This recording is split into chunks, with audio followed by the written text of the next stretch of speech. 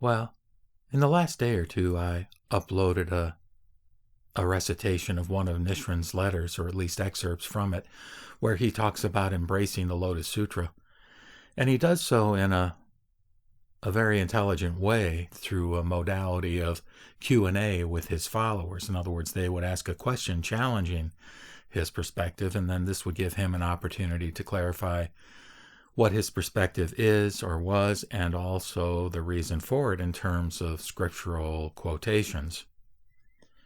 Now, I need to be honest here. It's been a dilemma for me in terms of how to provide some comment on this particular letter, as some of my subscribers would like me to do, namely to give comments on some of these Nichiren writings.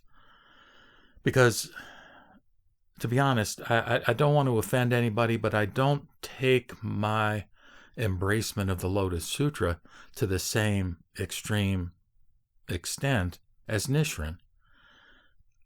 I love the Lotus Sutra. I mean, I think the Lotus Sutra is great.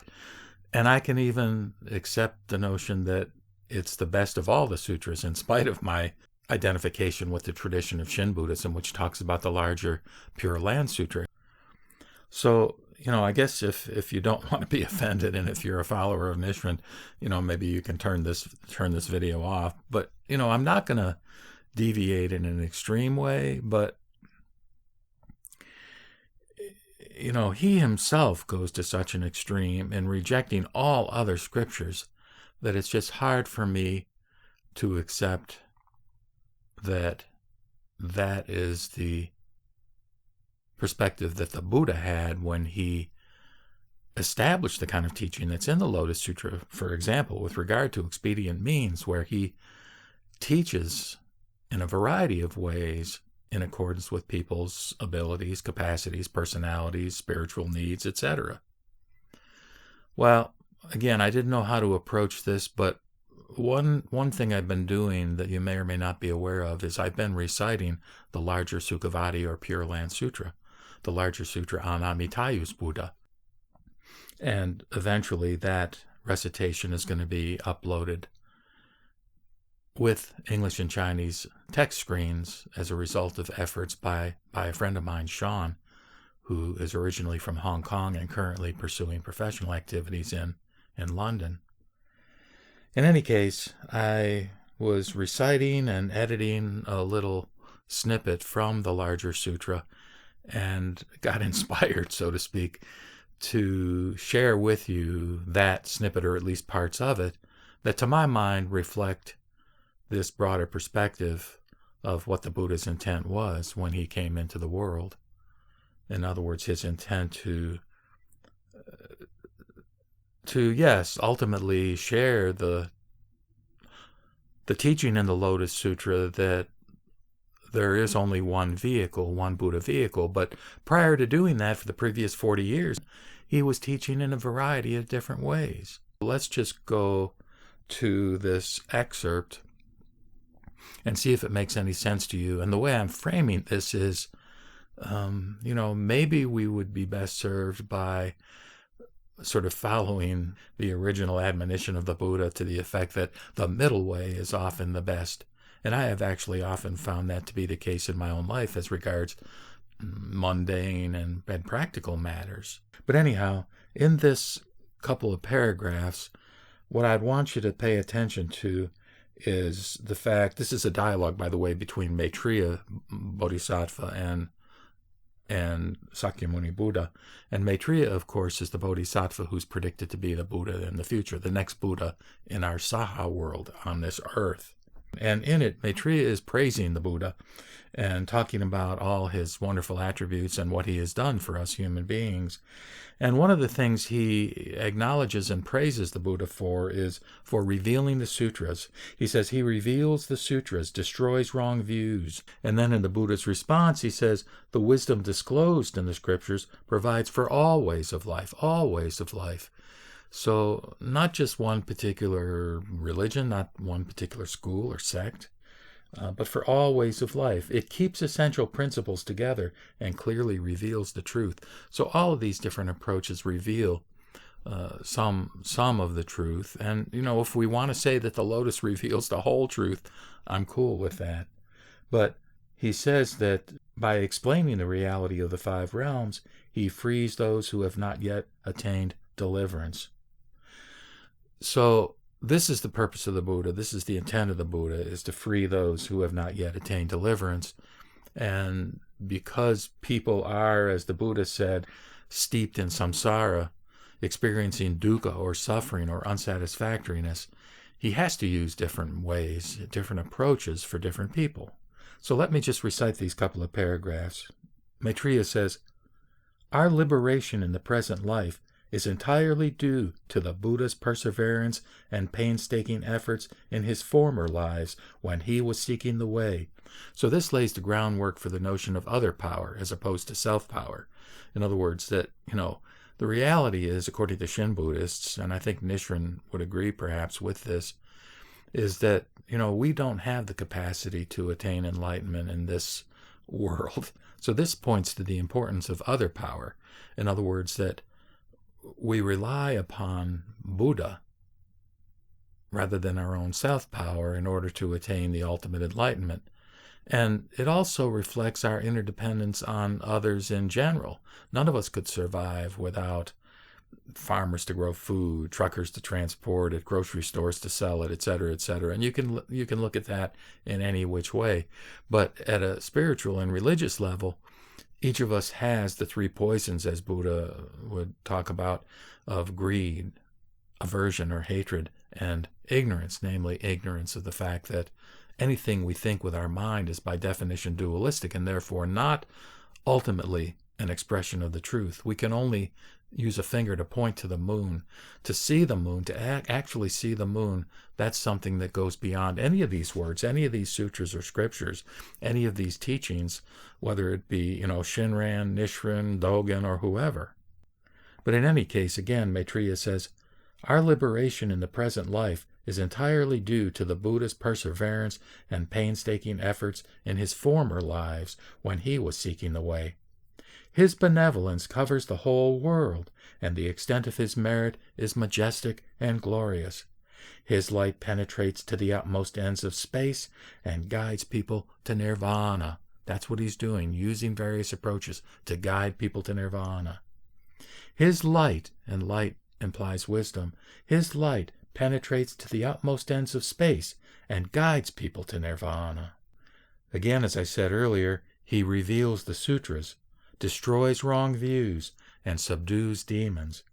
Thus his influence extends boundlessly in the 10 directions, which are, again, the 4 directions, north, south, east, west, the intermediate, and up and down.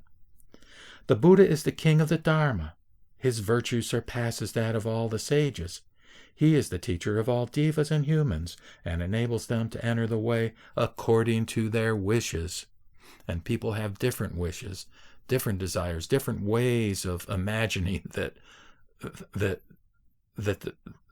they can attain nirvana, that they can be happy, that they can experience joy.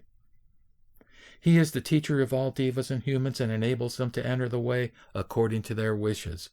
Having been able to meet you, O Buddha, and also to hear the name of Amitayus, who Sakyamuni is teaching about in this scripture, we have all attained joy and illumination. Well, then the Buddha responds to Maitreya and says, "What you say is true. Those who adore and revere a Buddha attain great merit."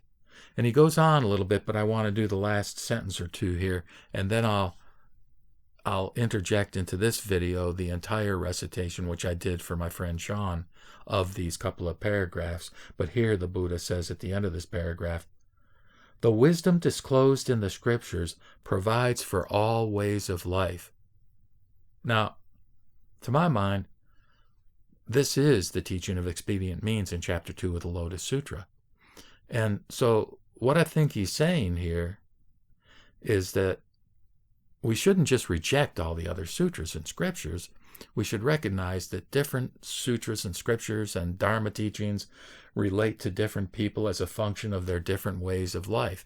It's like if you look at the Threefold Lotus Sutra, in the earlier of the three sutras, namely the Sutra of Innumerable Meanings, that's exactly what the Buddha is preaching in terms of there being different teaching methods, different ways of preaching as a function of the different meanings, but that it all boils down to the same ultimate meaning, which is non-form, emptiness, the kinds of things that are in the Prajnaparamita Sutras. If you've never really read the Sutra of Innumerable Meanings, I highly recommend it. It's available in the Kosai publication called the Threefold Lotus Sutra, and also available in the Gene Reeves translation of the Lotus in the form of Threefold Lotus Sutra. So he goes on and says, I have explained the reality of the 5 realms, thereby, and again, this is what he's trying to do, freeing those who have not yet attained deliverance, and distinguishing between the paths of samsara and nirvana. So it would be great if everybody could embrace the Lotus Sutra with the kind of passion and intensity that's reflected in Nichiren's writings. But number one, that's not the case. Different people relate to different approaches. And number two, even to the extent that we honor and embrace the Lotus, would a more moderate approach perhaps be advisable in continuing, nevertheless, to recognize the value of other scriptures within the Buddha Dharma? I just put that out for your consideration, and again, hope that you take it in the spirit that it's intended to convey, which is one of humility and gratitude for the Buddha's benevolence.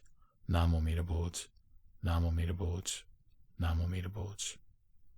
And here, as I promised, is the entire couple of paragraphs recited in the form that I will use for my ultimate upload of the larger sutra on Amitayus Buddha.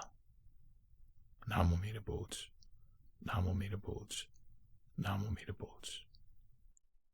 The Buddha's admonition is indeed profound and appropriate, and his wisdom clearly surveys things in the 8 directions, above and below, penetrating all in the past, present, and future. Our liberation in the present life is entirely due to the Buddha's perseverance and painstaking efforts in his former lives when he was seeking the way. His benevolence covers the whole world, and the extent of his merit is majestic and glorious. His light penetrates to the utmost ends of space and guides people to nirvana. He reveals the sutras, destroys wrong views, and subdues demons. Thus, his influence extends boundlessly in the 10 directions. The Buddha is the king of the Dharma. His virtue surpasses that of all the sages. He is the teacher of all devas and humans and enables them to enter the way according to their wishes. Having been able to meet you, O Buddha, and also to hear the name of Amitayus, we have all attained joy and illumination. The Buddha said to Maitreya, What you say is true. Those who adore and revere a Buddha gain great merit. Buddhas rarely appear in the world. Having become a Buddha in this life, I have taught the Dharma, expounding teachings of the way, cleared people's doubts, eradicated the causes of lust and desire, and blocked the source of all evils. Visiting various places in the 3 worlds, I encountered no obstructions. The wisdom disclosed in the scriptures provides for all ways of life. It keeps essential principles together and clearly reveals the truth. I have explained the reality of the 5 realms, thereby freeing those who have not yet attained deliverance, and distinguishing between the paths of samsara and nirvana.